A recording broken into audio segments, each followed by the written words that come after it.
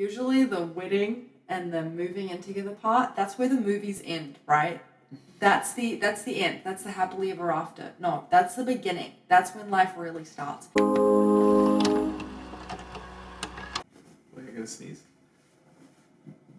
Or just burp. Hey guys, welcome back to our channel.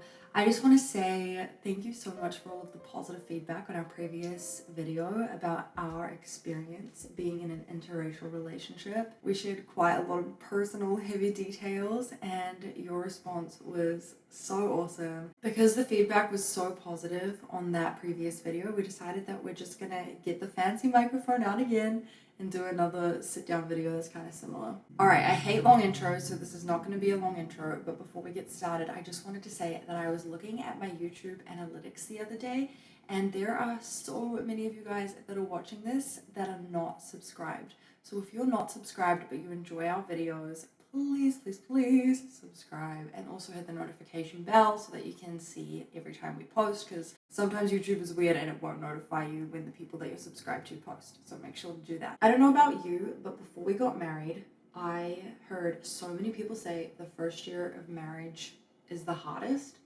and I remember thinking like, okay, I've heard that before, but why is it the hardest?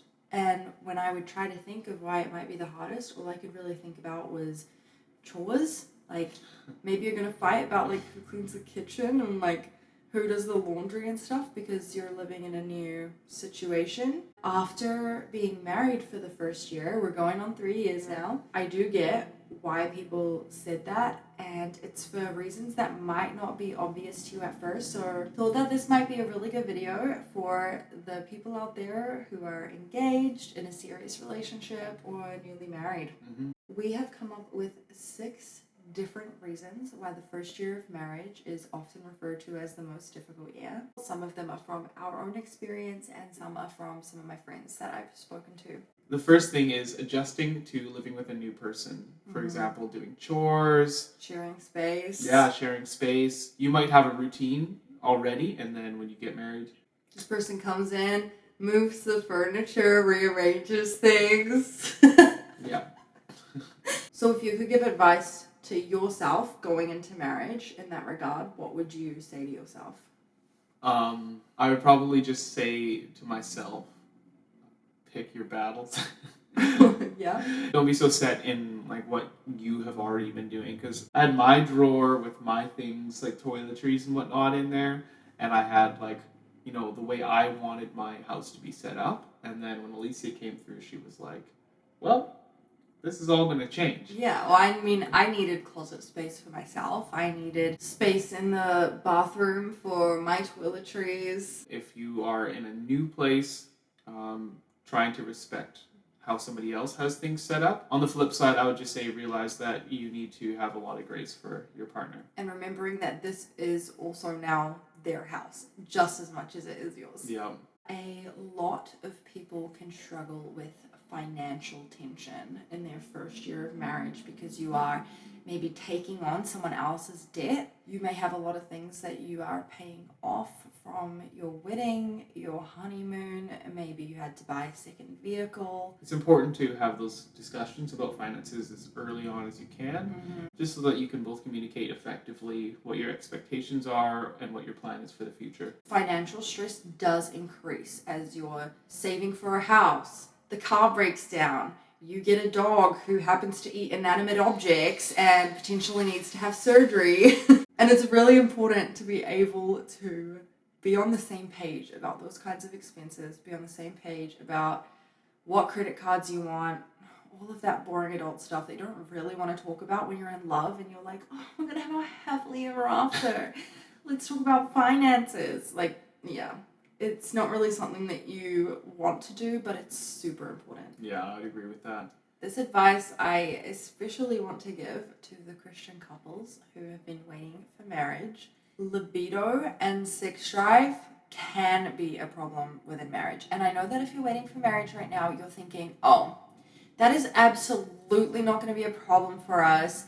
We have very high sex drives and we're both on the same page that we want to be having sex every day at least once. Like, I know that there are unmarried Christian couples right now who are thinking that. The truth is, if you haven't been eating food, you are going to tell yourself, I can eat 10 meals in 10 hours and still not be satisfied. The truth is, probably after the first meal, you're going to be satisfied. So, what I'm trying to say is that your appetite might not be as big as you think it is.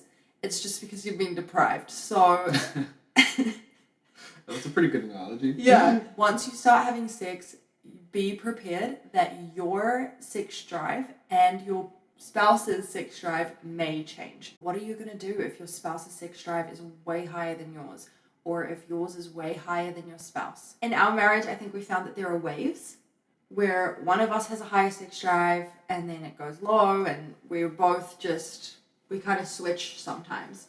And I think a big thing for us has been going back to scripture about not depriving your spouse. We felt convicted about that even before getting married. And so that's been something that we've been consistent about. I've heard couples talk about the 24-hour rule. Oh, yeah, I've seen it. You want to explain that? No, I don't want to explain it, but like I've heard of it.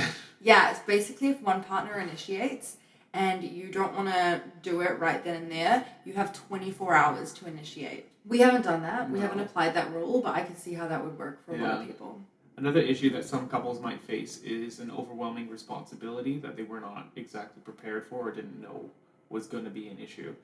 For me, as a man who just wants to provide, I would I'd work like all day, like 10, 12 hours, and then I'd go out fishing for another few hours so that I could not only bring home the money, but I could bring home fish so that we could even save more money.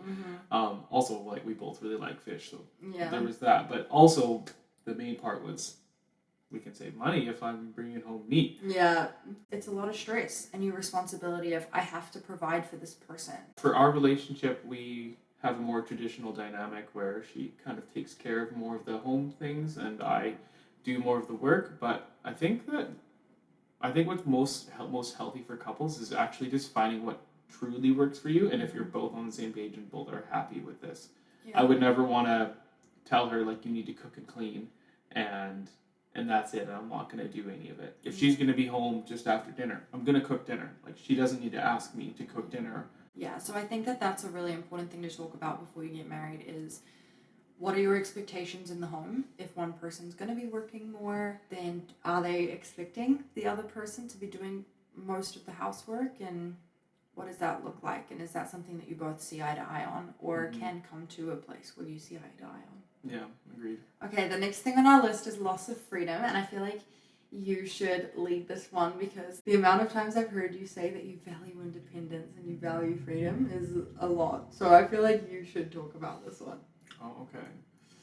I lived by myself for years before getting married. So I really had, like we said earlier in the video, I had a lot of routines that I was used to. I had people that I saw whenever I wanted. And, you know, if I wanted to have friends over, I just said, come over. Or they'd just show up and it's fine. But when you get married, your friends can't just show up anytime. Yeah, his one friend had a key to the house. Yeah, I had a friend who had a key to the house and he just like dropped by. He stopped that second we got married. He never he never actually did that. Thanks, Luke. Yeah, also, if I wanted to stay up as late as I wanted, I could. You know, I never had anybody else asking me to come to bed with them. Come to bed, babe. Yeah, so that was a bit of a source of contention for us because, you know, I was really used to just doing exactly what I wanted to do when I wanted to do it and how I wanted to do it. Whereas when you get married, you very quickly realize almost every part of your life you actually have to discuss how you're going to live it. What's your bedtime schedule? If you're not used to a bedtime schedule, you guys might actually have to have that discussion of when we're going to go to bed. Yeah. Are we going to get up at the same time and have breakfast or coffee together every morning? Yeah. So these are a lot of the things that you just have to figure out within that first year of marriage. Hopefully you figure that out within the first year. Yeah. This is the final one on our 6-point list of things that can be points of contention during the first year of marriage. And I've spoken to a lot of couples where this has been a really big issue. Thankfully for us, it wasn't, but I thought it was worth sharing just because of how many people I have spoken to that this was a big issue. During the engagement phase, it's so exciting because you've got your ring and you've got this story to tell people about how he proposed, and you've got your photos that you're posting, and you're documenting your wedding planning, and then you've got your wedding, and you've got this video, and you're so in love, and then you've got your honeymoon, and then you move in together, and maybe you buy a dog and you're decorating, and it's just excitement after excitement after excitement.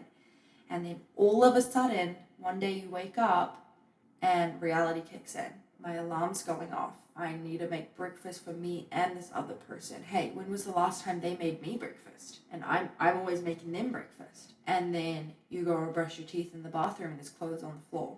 And you're like, I'm always picking up after this person. Hey, when was the last time they bought me flowers? They haven't bought me flowers in so long.